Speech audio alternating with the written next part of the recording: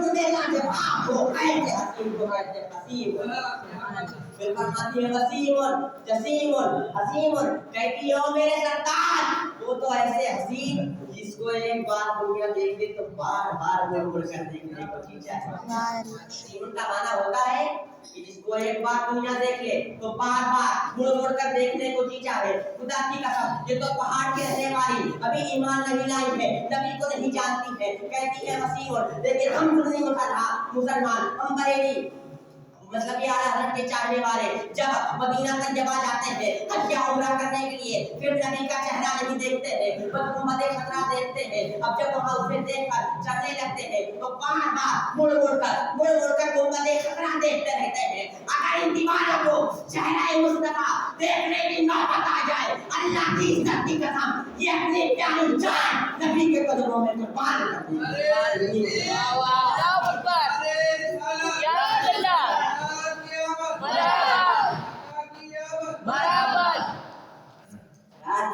یہ میرے آقا صلی اللہ علیہ وسلم کا زمانے مصطفیٰ ہے خدا کی قسم اب تاریخ ذرا سنو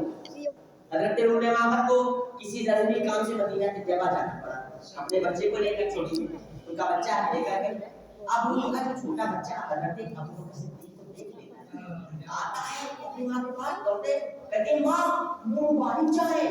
حضرت ام امامہ کہاں دوڑتے جاتی ہیں دیکھتے حضرت ابو بکر صدیق کو جاتی ہیں کہتے ہیں اینل مبارک کہاں ہے حضرت ابو بکر صدیق کہتے ہیں مبارک بہت مبارک تو وہ سارا بتا دیتی ہے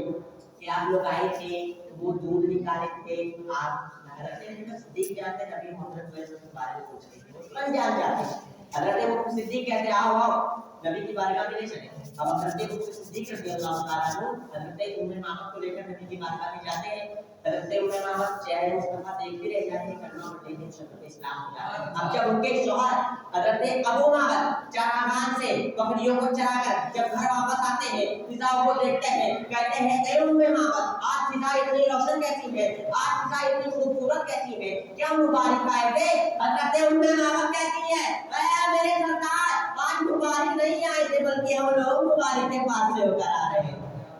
ذاتی قسم میرا نبی صلی اللہ علیہ وسلم کا جمال مصطفیٰ تو ایسا تھا کہ لوگ ان کے جمال حسن کو دیکھ کر کلمہ پڑھ کے مسلمان ہو جاتے تھے خدا کی قسم آج دن وہابی کتوں کو دیکھو نبی صلی اللہ علیہ وسلم کی شان میں گستاخی کرتے ہیں کہتے ہیں یار اللہ سے مدد مانگنا چاہیے نبی سے کیوں مدد مانگتے ہیں خدا کی قسم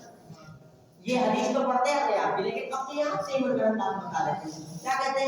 کہتے ہیں کہ اس مسلمان کو جانتے ہو اللہ سے مدد مانگنا چاہیے نبی سے مدد مانگتے ہیں ابے نبی سے مدد مانگنا تو جائز ہی ہے کیونکہ قرآن میں لکھا ہے اطیعوا اللہ و اطیعوا الرسول بے شک تمہیں اللہ اس کے رسول عطا فرمائیں گے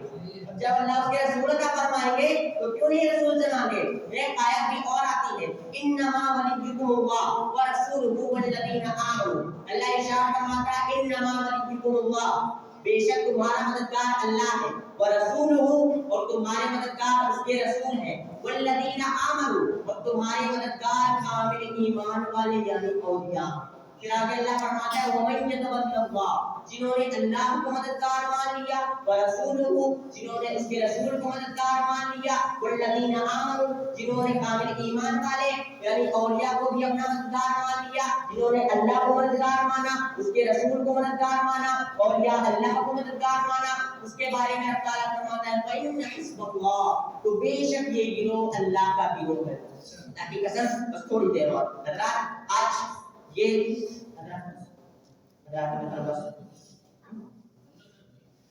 آج جب کوئی دیکھا جاتا ہے یہ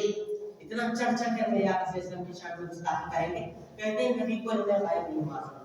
کہتے ہیں نبی اللہ کے مٹی میں مل گئے کہتے ہیں نبی کا مقام چھوٹا بڑا نہیں ہے خدا کی قسم اگر یہ کہتے ہیں کہ نبی کو علم غیب نہیں ہے تو میرے اعلیٰ حضرت فرماتے ہیں یا رسول اللہ اور کوئی غیب کیا تم سے اظہار ہو بھلا جب نہ خدا ہی چھپا تم پہ کروڑوں درود اگر یہ کہتے ہیں کہ مان اللہ نبی کے مٹی میں مل گئے تو میرے اعلیٰ حضرت ارشاد فرماتے ہیں تو زندہ ہے واللہ تو زندہ ہے واللہ میری چشمے عالم سے چھپ جانے والے خدا کی قسم اگر آپ یہ کہتے ہیں کہ نبی کا مقام چھوٹا ہے نبی کا مقام بڑا نہیں ہے تو میرے اعلیٰ حضرت ارشاد فرماتے ہیں سب سے اولا والا ہمارا نبی سب سے والا والا ہمارا نبی کون دیتا ہے دینے وہ منہ چاہیے دینے والا ہے سچا ہمارا نبی خلق سے اولیاء سے رسول سے اعلیٰ ہمارا نبی حضرات وقت بہت زیادہ ہو گیا ہے کیونکہ میں اتنا وقت لیتا ہوں کبھی 10-15 منٹ کی عادت آنے کا خطاب لیجیے حضرات بس